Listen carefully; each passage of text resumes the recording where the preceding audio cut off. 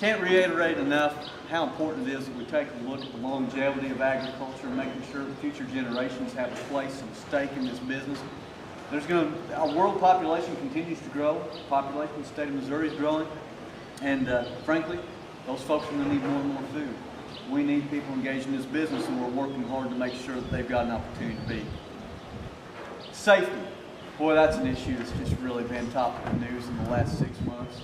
Doesn't matter really what you're talking about. Certainly the beef industry's been impacted some, as you all know, and even the vegetable industry. I think spinach kind of got it all kicked off about a year and a half ago.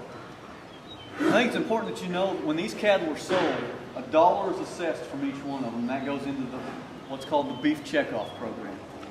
The beef checkoff does a number of things. It promotes beef. Beef, it's what's for dinner. We're all familiar with that. So promotion is one element. Education of consumers about how to handle beef once they get it at home, what temperature to cook it to, and all those kinds of things is another component.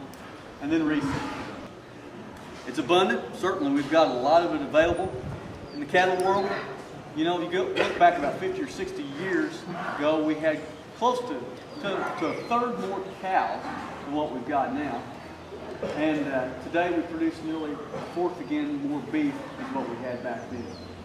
And so in every element of agriculture, whether it's livestock, pork, poultry, beef, or crops, certainly we've been watching corn and soybean yields improve and increase. In fact, we've got the world record-setting soybean producer down in southwest Missouri here in this state. Agriculture is becoming better and better at producing what we produce. It's very affordable. This is a pretty neat chart, I think. We spend about 10% of our average income here in the United States on food. People in China, you know, that's a country that's in the news all the time. They spend close to 25 to nearly 30% of their income on food. And so we certainly are a blessed nation in that regard. Farm share of the food dollar. You've probably seen this before, but I think it's really important to point out that what they're actually going to receive for these cattle represents about 20% of what the entire food dollar is whenever it comes time to spend that money at the grocery store. That's an average, you know, but there are a lot of other things that go into that. Again, can't get it done without labor. It takes fuel to move it back and forth and to and fro. A lot of other costs are built into that. And so we're glad that we get what we get. We're working hard trying to figure out how to get more. And Circle A is really doing an excellent job trying to help their commercial bull buyers and other folks to get engaged. Nick, if you want to come forward. Nick Hammett works for Circle A here as a commercial manager, and Nick's going to talk to you about what they're doing to add value to their cattle. Thanks, John. Just want to cover a little bit of the how and why this barn came to be, what it means to us, and more importantly, maybe what it means to our customers.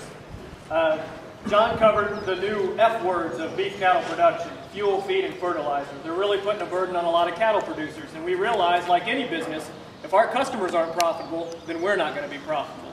So what we needed to do was design a system that would put more dollars in our customers' pockets. John talked about the average cow herd in Missouri being about 36 head. That's who we deal with. We have a lot of herds. The guys have one bull. They might split their calving season fall and spring, so they've got 15 calves to sell in the fall and 15 calves to sell in the spring. If you take those calves to the local auction market, they're probably not going to get top of the market just because he has a small group of cattle. If they're using our genetics, sure, they take their calves to the sale barn and they look pretty good, we hope. They're black-hided, they're fairly uniform, they sell for decent money. But after 15 years of collecting carcass and feedlot data, and we've collected as much as any seed stock operation in the country, we know that there's a lot of value in feeding and hanging these cattle on a rail and selling these cattle what we call on a grid, on a value-based marketing system. This is Kenneth Ladyman. He's the feedlot manager. He's been with us since the time we started. And he just go through, if you don't mind, Kenneth, just tell them what it's like, you know, to run through a turn of calves here and whatnot, how you manage everything while we got everybody still captive. Basically, once they get here, my job is to as much gain on these calves as quick as possible. So with the genetics we have, it makes it a little easier. So basically, once we get them here, we get them weighed, get the producer paid, we'll put them in usually this section of feedlot, and we'll start them on a grower diet, get them used to the feed and our diet system. Then we'll gradually increase the corn, increase the energy, and try to get them a little more efficient. Basically, with all these high input costs, a lot corn being $6 a bushel, we try to use as much byproducts as possible, like he says. So, our diets, our finishing diets will have, about 40% of the diet will be wet corn gluten, which is out of the, basically a byproduct of when they make corn syrup, for high fructose corn syrup for your soft drinks.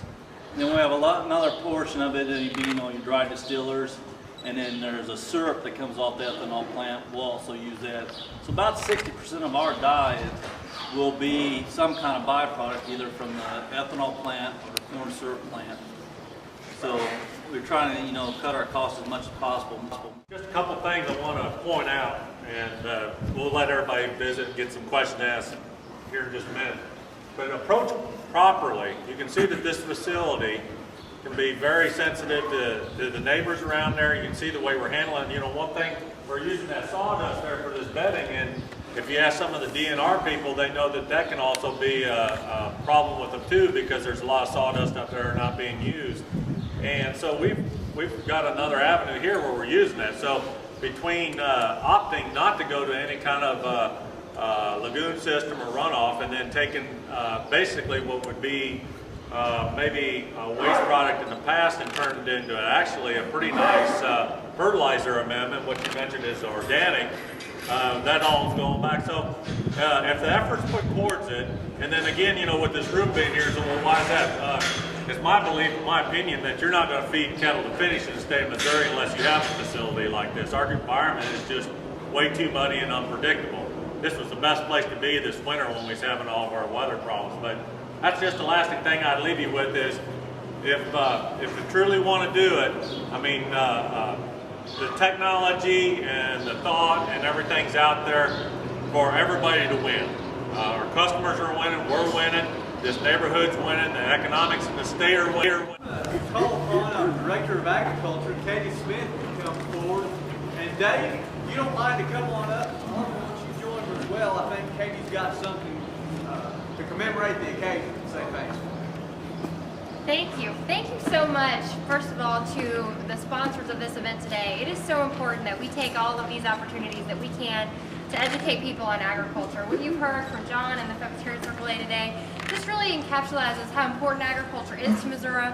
All the things that we're doing here, we're doing it in a safe way, in an environmentally sensitive way, and it's just such an important part of our state's economy, one that shouldn't be taken for granted and one that shouldn't be driven out. We need to do everything we can to support it. So I appreciate the industry taking the lead on hosting these events. This is the first event. We're doing about 20 of these this year, and I can't think of a better place to do it. This is a wonderful setting.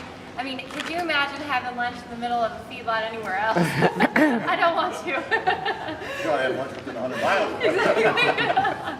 So thank you so much for having us today. We appreciate your hospitality.